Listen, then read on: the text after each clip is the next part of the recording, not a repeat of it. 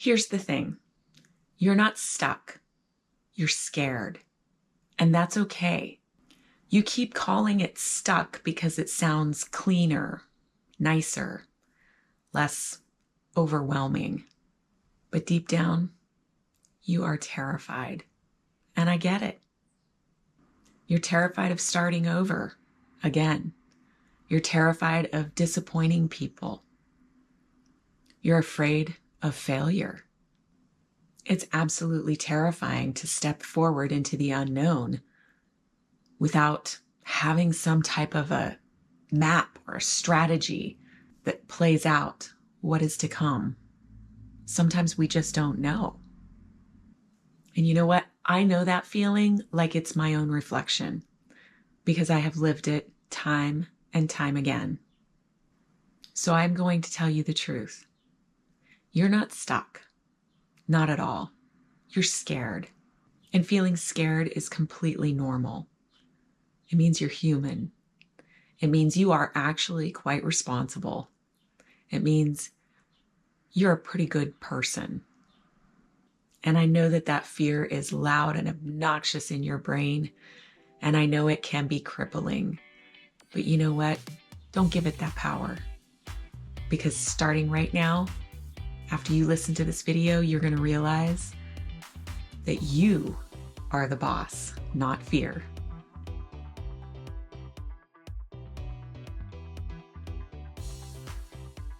Hey there, my name is Roseanne, and welcome back to Here's the Thing. If you're new here, I hope you will stick around a while. I hope you'll take the time to hit that subscribe button, and I hope that you like this video. So this video is really for the woman out there who is staring at the ceiling at 2 o'clock in the morning, asking yourself, how in the hell did I get here? It's for the guy who's showing up to that job every day, that job that drains him of all joy and fills him full of stress and anxiety, the job that he absolutely cannot stand. But he's the provider. He doesn't have a choice, or at least he thinks he doesn't. This video is for that stay-at-home mom who stares at her kids and smiles at them and loves them with everything in her heart, but feels like she's missing out on parts of life because she's staying home with them. And she wants more. But the guilt, because not everybody gets to stay home with their kids, and she knows it. So today we're talking about that feeling of being stuck, of feeling like there is no answer, like there is no way out, feeling stuck, not knowing what decision to make, and recognizing that in the big picture, we really aren't stuck. It's just that we're afraid. We're afraid to make that hard decision. We're afraid to take that step forward. We're afraid to try something new. Because what if we fail? What if we let somebody down? There's so much involved in those emotions of feeling stuck, but actually realizing that it is just fear. You see, I've been in a couple of situations myself over my 52 years, more than once, where I've had to make some really big, hairy, audacious, scary decisions. And they all stemmed from initially feeling stuck. I remember being employed, having this great job, salary, making, a lot of money. And I'd been trying to have children for the longest time. And finally, God blessed me with a child. And all I could think was, I want to be home. I want to be the one that raises this child. And initially, that wasn't an option. And it was heartbreaking. But a couple of years later, I got pregnant again, and unexpectedly, without having to try too hard, like I did with the first one. And at that point, it made sense to stay home, to quit my job and stay home, because the cost of childcare would have not really made a lot of sense financially compared to the amount of income that I was bringing in. And it's what I always wanted, to be a stay-at-home mom. But it was scary.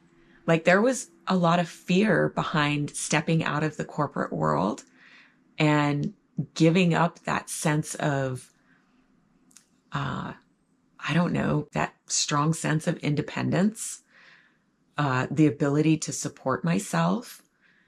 Yeah, I mean, being a career woman, giving up, walking away from that to then go do something that I knew I really wanted to do, but it was scary. And I had to make that hard decision.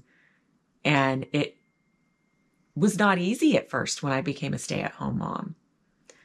And I ended up being a stay-at-home mom for 10 years. And it was incredible. But I'm not going to lie, there were times when I thought to myself, I need something to stimulate my brain more than cleaning up after toddlers and chasing them, and going to play dates. I needed more. And I ended up finding more things to do to keep me mentally stimulated, to keep my creative skills going, to keep my knowledge growing. And then I decided that I wanted to go back to school to get educated in nutrition and fitness. And that was a big step to take. And I did it. And it was scary because it's not like I was 18 years old going back to school. I was in my 30s. Actually, I was not in my 30s. I stand corrected. I was in my 40s when I went back to school. So, yeah, super scary decisions to make. And then after I finished my school, I realized, well, I had always known, not always, for many years I had known that I wasn't really happy in my marriage, that I had felt stuck. And I felt like I had to stay in the situation for my kids and even for my now ex. I felt I put their happiness and their well-being before my own. And that was not an easy thing to do. It was scary. And I had to make some tough decisions. It was actually going through nutrition school. I went to Institute for Integrative Nutrition. And I remember one of the activities that we did as part of that education was what they called the circle of life. And there were different categories in the circle of life that you wanted to bring balance to and fulfillment and satisfaction to. And those areas were things like health and social life and I'm trying to remember, relationships was one of them. There were a whole bunch of different categories. And I remember going through and checking off every single category except for the relationships one, because I knew that was going to be the hardest one for me to correct. And I was terrified and I felt stuck. And I thought to myself, I gave up a career. I became a stay-at-home mom. My skill set for the last 10 years has been raising kids. How am I going to get out of a marriage that I'm not happy in? How am I going to start over? How am I going to survive? How am I going to leave a legacy for my kids and do something great, but also find my own joy in all of this? And I won't get into all the details of where the marriage went wrong or what happened or how it all came to an end.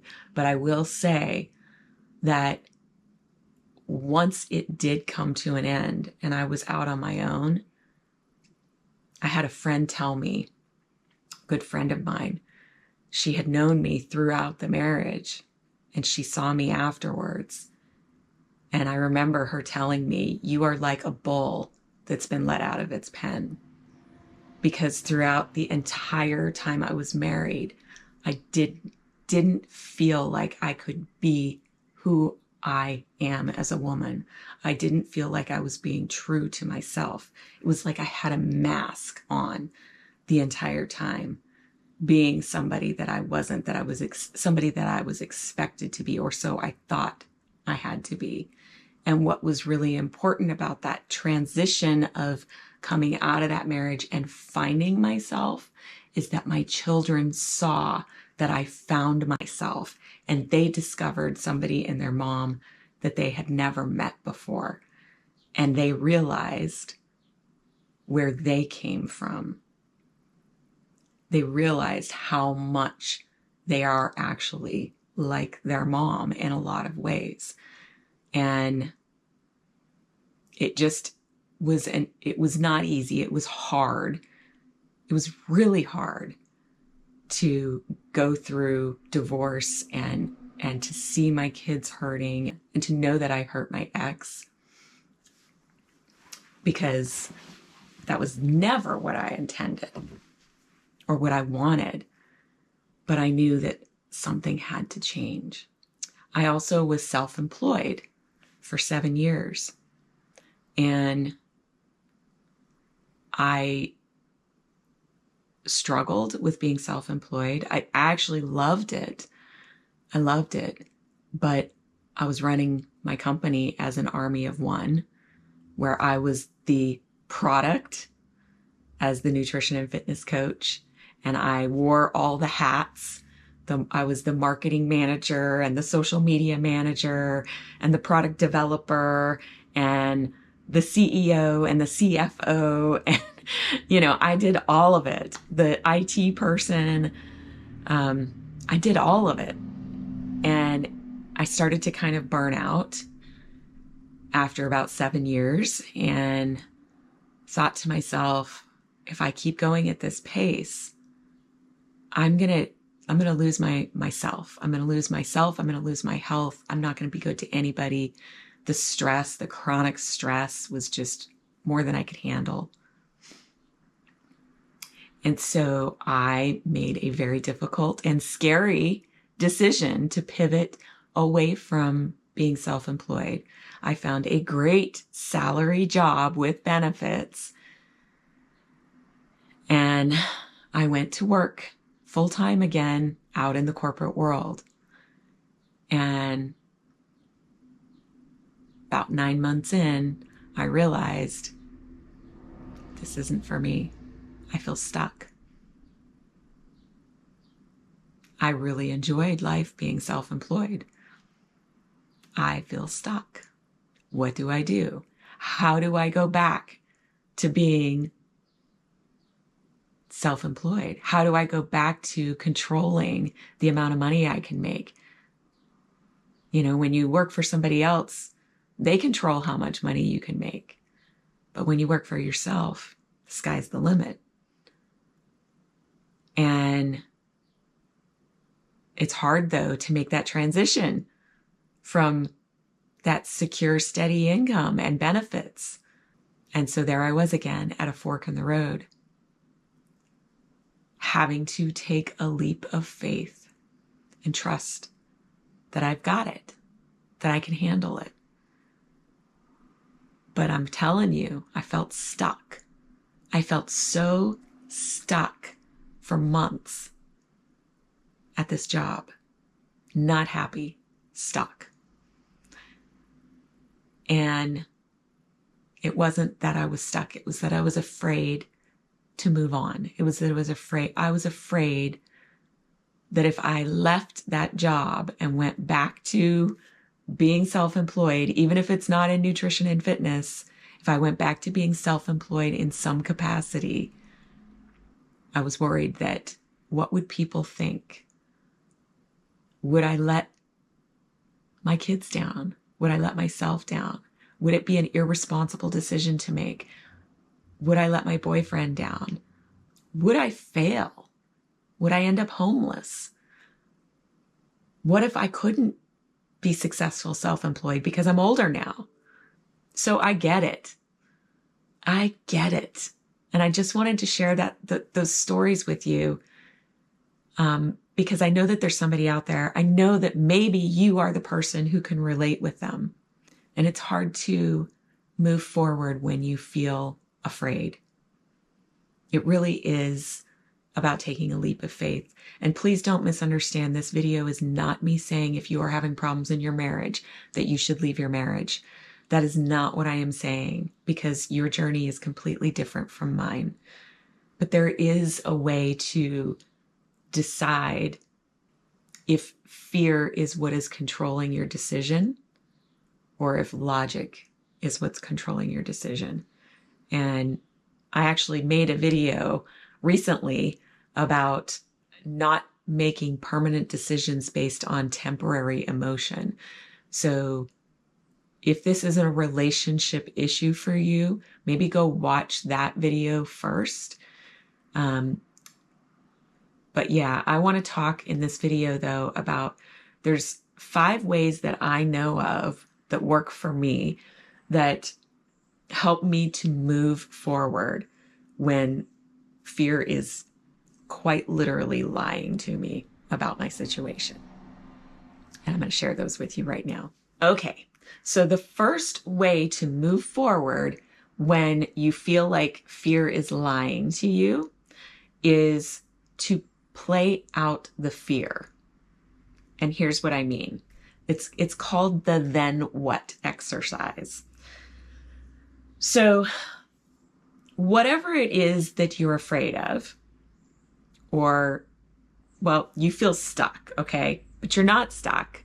It is fear talking. So you need to ask yourself, what am I afraid of?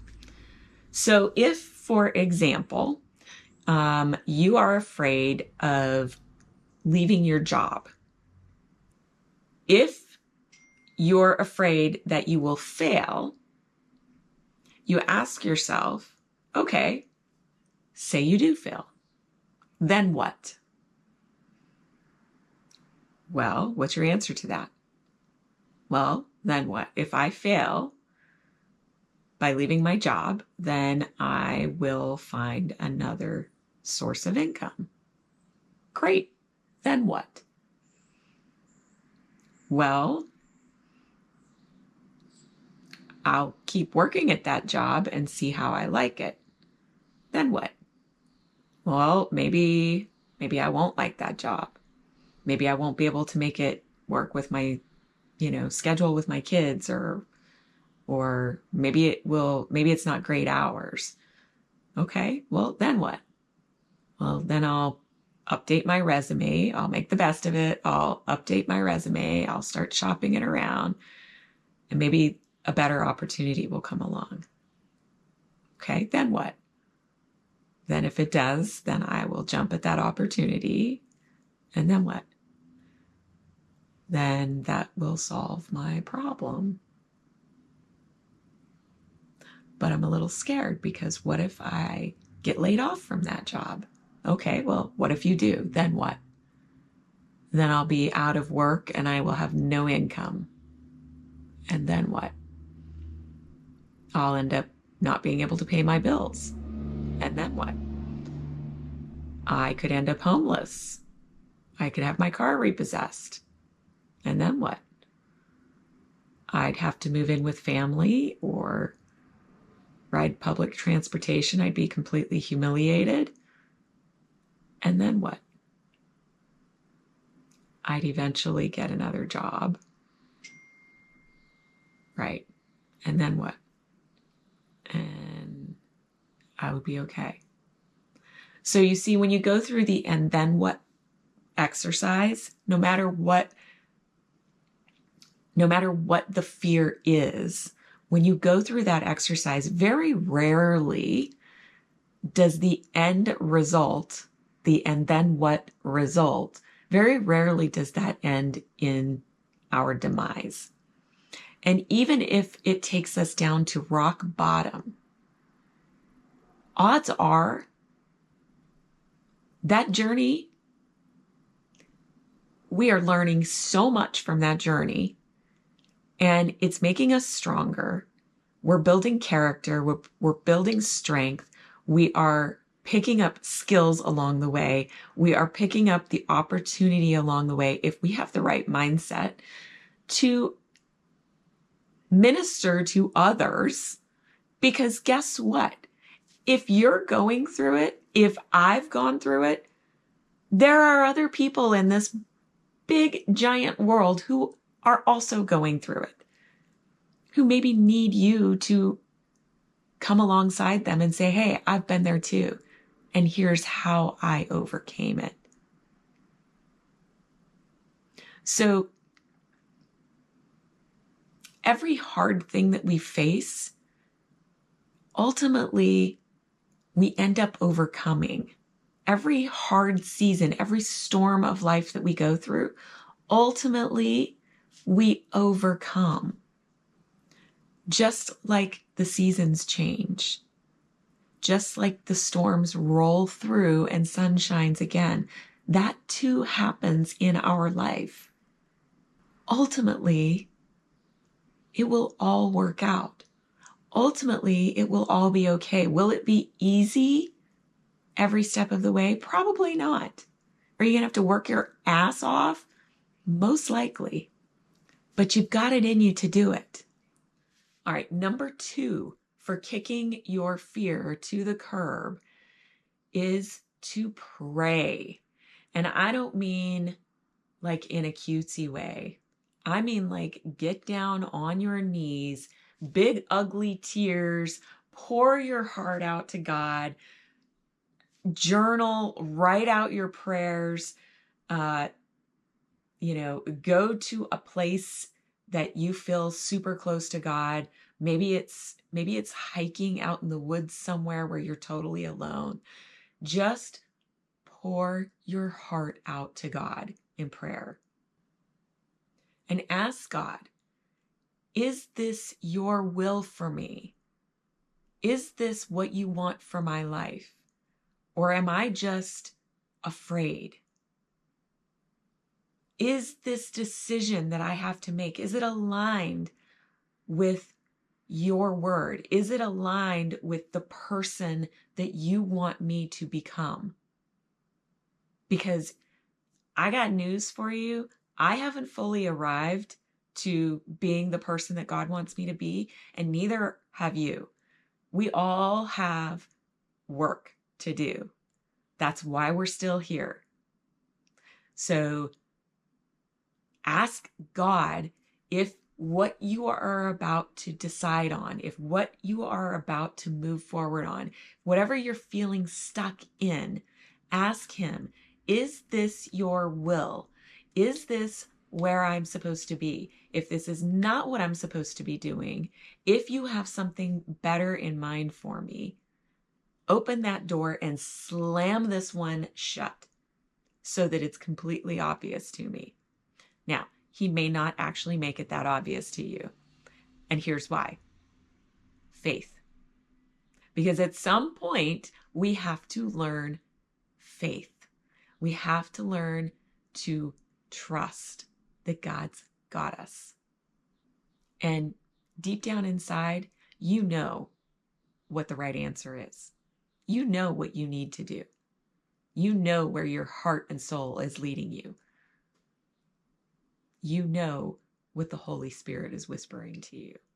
All right, the third way to overcome your fear when you feel absolutely stuck is to name it. Give fear a name. And the reason we do this is because it helps to distance it from us. It helps to separate it from us, okay? So as an example, I'm going to use my daughter as an example. My daughter will call me up. She's in college. She'll probably get mad at me for putting this out on YouTube, but that's okay. So she's in college and she watched way too much Grey's Anatomy when she was in high school. And now she is absolutely terrified of dying whenever she gets sick. So if she's not feeling well, that seems to be the only time I get a phone call from my college-age daughter. That's not true. She does, she lives 10 minutes away, so it's not like it's that huge of a deal. But I will go a couple of weeks maybe without hearing from her, and then out of the blue, she will call me. And I know as soon as I pick up the phone, I know that she's going to say, "Mom, I'm not feeling well." And I'm right. Every time I am right. She's not feeling well. And it brings up anxiety in her. And so she feels like she has to call Dr. Mom to help kind of talk her off the ledge, so to speak, help her bring reason in her brain that she's okay, that she'll be fine. And as we've talked through this, I've let her know that she needs to figure out, because Mom may not always be around or available when she's having these moments, and she needs to figure out how to talk herself down off of that anxiety that she's feeling. So what I tell her is, give it a name. Give that fear, that anxiety that you're feeling, give it a name, like a person. So I tell her maybe that person's name is Nancy, or maybe it is Karen. And so I tell her, whenever you're feeling this way, you look at Karen or Nancy and you say, "Not today. I don't have time for this today. Stop talking this nonsense to me. Get away." So by giving fear a name and calling it out, you can actually command it to step away from you. Now, this is something that takes practice and time and determination. Not everybody can, you have to believe that that's what you're doing. All right. So it's a mindset. You have to believe in your mind. Your mind is very powerful. So you have to believe in your mind that fear is not you. It is separate from you. And it's named Karen, right? Or Nancy. And you just say, "Enough. Not today. Out of my life. Leave me alone. Enough." And then you focus on other things and walk away. It's like when you get that phone call from the telemarketer and you're like, "Stop calling me." And you slam down the phone. And it feels so good, right? When that happens, you walk away and you have peace. And you feel good because you said stop. All right. The fourth thing that you can do when you are feeling stuck, but it's actually fear, is you can talk to somebody who has been there, done that. Somebody who is a truth teller, not a cheerleader. Okay. There's a difference. Your cheerleader is going to be your good friend who's like, "Yay, you can do anything. Just go for it." And it might actually not be the right choice to make, but they just want to cheer you on no matter what. Okay. That's your cheerleader friend. You don't want to talk to your cheerleader friend when you're in this moment of making a huge decision. What you want to do is you want to talk to somebody who's going to tell you the truth. So, as an example, as I have been trying to make this decision about transitioning from a job that maybe I am not in love with to something better, I decided at the counsel of my own dad to talk to my brother, my baby brother, who has walked this actual path that I am on, and ask him, "What would you suggest? What was your experience?" Would you do it again if you had to do it all over again? How hard was it? And boy, did I get some really great wisdom and counsel from my brother by doing that. I mean, actually, really impressive wisdom that nobody else that I had talked to about this situation was able to give me. And because I knew he had walked that path himself, it held more value to me in making my own choice. So find somebody that you respect, that you trust, who you know has been there, done that, and pick their brain. Ask them out for lunch, call them on the phone, and just explain the situation. And be real and raw and honest. I actually cried when I was talking to my brother. I was real, I was raw, I was honest. And that's what you have to be when you talk to this truth teller. They have to hear your heart. They have to hear your fear. They have to hear the whole situation. Once you decide that you're going to move forward with whatever it is that you're afraid of, that's when you bring your cheerleaders in. Because you're going to need your cheerleaders to keep you pumped up, because it's going to be scary. No matter what, it's going to be scary. There's a reason you feel the fear. It's going to be scary. So having those cheerleaders in your corner, good game plan. All right. And lastly, when you feel stuck, and it's actually not that you're stuck, but it's fear that is holding you back, I want you to reflect on your wins from the past. Because here's the thing. You have already accomplished greatness before. You have already overcome hardship before. You have already done hard things and done them well before. So what makes this any different from all the stuff you have done before?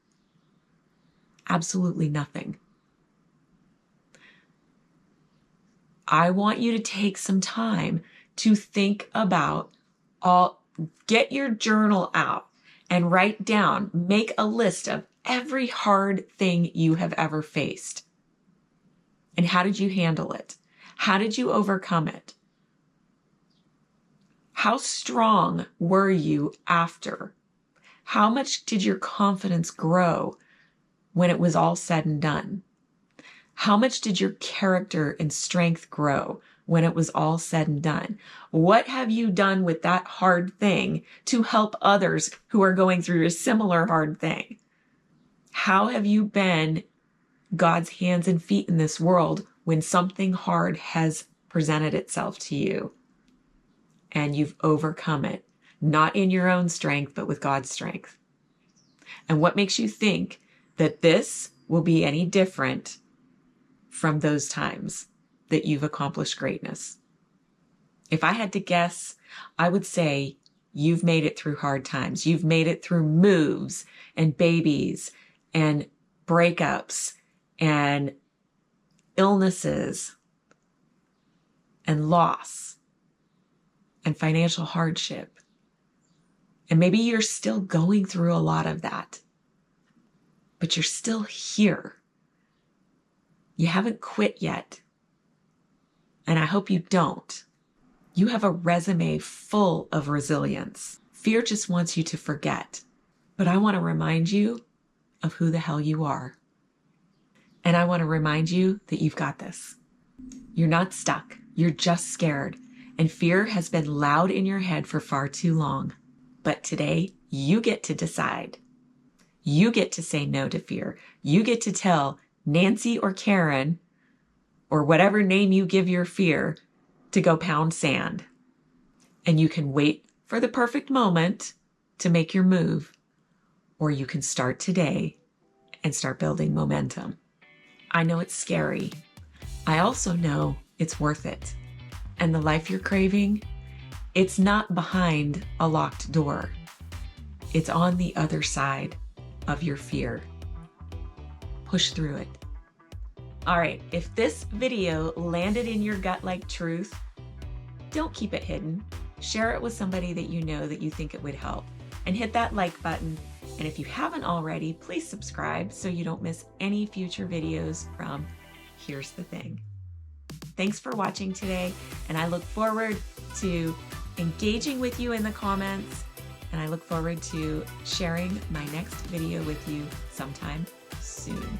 We'll see you next time.